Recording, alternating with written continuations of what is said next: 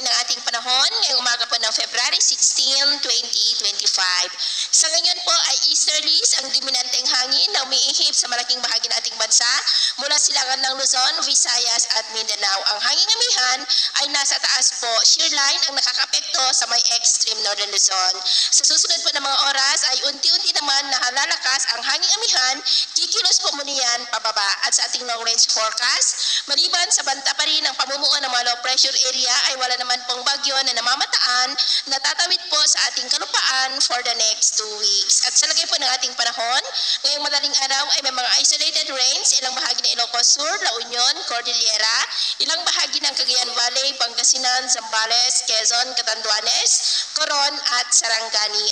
At mamaya po ay sisikat ang araw sa malaking bahagi ng bansa pero may chance pa rin ng mga cloudy skies with isolated rain sa may Ilocos Sur, Mountain Province, Batanes, Isabela, Quirino, Aurora, ilang bahagi ng Pangasinan, Coron, Catanduanes at Basilan. At mamayang hapon, mas maraming lugar po ulit ang makakaranas ng cloudy skies with isolated rains sa may Northern Luzon, Central Luzon, Palawan, ilang bahagi ng Bicol, Eastern Visayas, Surigao del Norte, South Cotabato, Zamboanga Peninsula at Sulu Archipelago.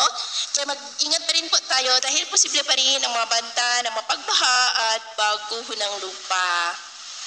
At sa atin naman pong mabaybayin, wala naman po tayong nakataas na gale warning signals pero iba yung pag-ingat lamang po kung papalaot tayo para mas makaiwas sa mga sakunang